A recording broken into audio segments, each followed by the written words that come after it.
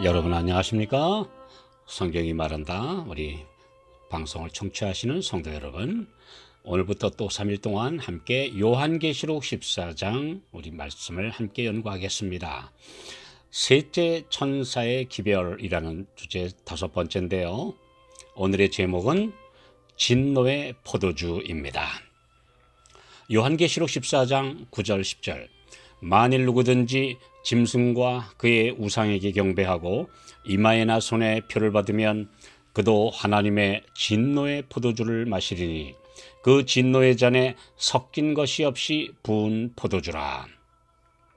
예수님이 가나의 혼인잔치에서 물로 포도주를 만드신 이적에 대한 복음서의 기록을 보고 꽤 많은 사람들이 포도주를 마셔도 괜찮다고 생각합니다.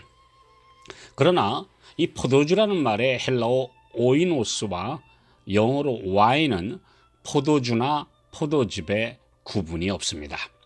포도즙이 발효하면 포도주가 되기 때문에 똑같은 단어를 사용한 것입니다.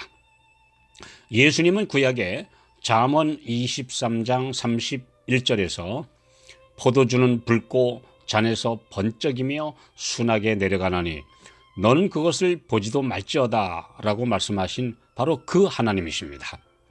포도주의 영향에 대해서 이것이 마침내 뱀같이 물 것이요 독사같이 쏠 것이며 또 내 눈에는 괴이한 것이 보일 것이요 내 마음은 망령된 것을 바랄 것이라고 경고하셨습니다. 그런데 그 주님이 포도주를 만드셔서 온 하객들이 취하게 하셨을 리가 없습니다. 그분은 가정제도도 친히 만드신 분이시므로 혼인잔치에 참석하셔서 축하해 주셨고 포도즙이 떨어져 쩔쩔 매는 상황에서 신선한 음료인 극상품 포도즙을 만드셔서 남녀노소 누구나 맛있게 마실 수 있게 하셨던 것입니다. 발효나 부패는 어원이 같습니다. 그리고 그것은 변질을 뜻합니다. 이 세상은 죄로 저주받아 어디에나 눈에 보이지 않는 균이 존재하고 있기 때문에 모든 식품을 특별히 밀봉하지 않으면 발효하여 변질되는 것이 항상 자연스럽게 일어납니다.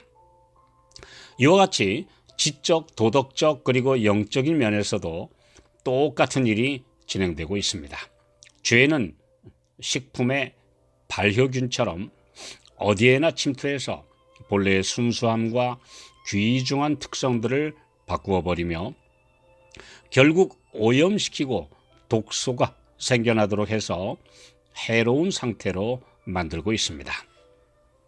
이사야 65장 8절, 여호와께서 이같이 말씀하시되 포도송이에는 즙이 있으므로 혹이 말하기를 그것을 상하지 말라 거기 복이 있느니라 하나니.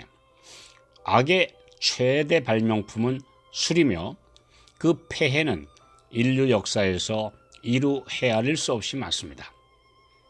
복된 과일의 상징인 포도의 신선한 과즙이 변질되면 사람의 정신을 마비시키는 포도주가 되고 마는 것처럼 하나님께서 인류에게 주신 사람의 지식과 지혜의 산물이 사탄의 거짓말에 속아 변질되면 파멸의 도구가 되어버린다는 것을 우리는 너무나 잘 알고 있습니다. 예수 그리스도 우리의 의라는 성경의 가장 중요한 주제를 인간의 이론을 섞어서 열매 없는 무화과 나무들로 변질시킨 엉터리 구원론이 그 첫 번째 대표적 예입니다. 믿는다는 말잔치를 믿음으로 포장해서 믿기만 하면 무슨 짓을 해도 멸망하지 않는다고 사람들에게 순종의 행함이 없는 구원에 거짓된 사상을 주입시키고 있습니다. 또한 이와 함께 하나님의 거룩한 율법을 변개하고 창조주를 기억하라는 제4계명의 안식일을 일요일로 바꿔놓고 예수 그리스도의 부활하신 날을 지킨다는 그럴듯한 말로 포장하고 있습니다. 그러나 시내산에서 친히 영원히 변하지 않는 십계명을 반포하시고 손가락으로 돌 위에 새겨주신 그 주님이 그렇게도 중대한 십계명의 내용을 수정하셔야 된다, 뭐 이렇게 말씀하신 적이 있으십니까? 또 그런 중대한 문제를 제자들에게 한마디도 하신 적이 없다는 사실, 이 사실을 우리 모두가 똑똑하게 기억해야 합니다. 그뿐 아니라 예수님의 제자들도 십자가 이후에 여전히 제7일 안식일, 즉 오늘날의 토요일을 거룩하게 준수하며 예배했다는 사실이 사도행전에 여러 번 기록되어 있습니다. 그런데 어떻게 하늘의 헌법을 개헌해야 하는 그런 주장을 사람들 마음대로 할 수 있겠습니까? 이와 함께 진리를 변질시킨 또 하나의 큰 주제가 있습니다. 에덴 동산에서 금단의 열매를 두고 네가 먹는 날에는 정령 죽으리라고 하나님께서 말씀하신 그 사망의 경고를 너희가 결코 죽지 아니하리라는 사탄의 거짓말로 대체시킨 영혼 불멸설과 영원 지옥설이 바로 이런 변질된 오류들입니다. 예레미야 51장 7절, 바벨론은 여호와의 수중에 온 세계로 취하게 하는 금잔이라. 열방이 그 포도주를 마시고 인하여 미쳤도다. 술의 대표적 영향 세 가지는 첫째, 점점 더 빠지게 하는 도취. 두 번째는 자신의 상태를 바로 알지 못하게 만드는 착각과 환각 상태. 그리고 세 번째는 마침내 꼼짝 못하고 깊이 잠들게 만드는 마비.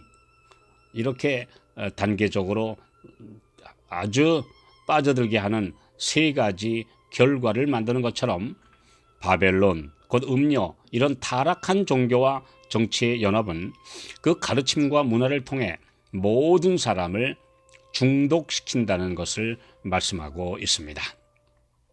말씀을 통해 더 깊은 의미를 자세히 깨닫고 빛 가운데로 들어와 그 마수에서 벗어나는 성도들이 바로 바벨론에서 나오는 하나님의 백성들입니다. 온 세상 방방곡곡에 전해져야 할 천국 복음은 변질되지 않은 순수한 기록되었을 때의 진리입니다. 진노의 포도주라는 표현이 계시록에 6번 나오는데, 이는 사탄의 미혹에 빠진 악인들에게 하나님의 진노의 심판이 이를 것임을 거듭 강조하시는 말씀입니다. 특히 거짓 교리를 가르치는 그런 목회자와 강사들에게 엄중한 경고를 보내고 계십니다. 내가 믿는 진리가 말씀과 일치되는지 기도하며 살피는 분들에게 성령께서 오늘도 빛을 비추고 계십니다.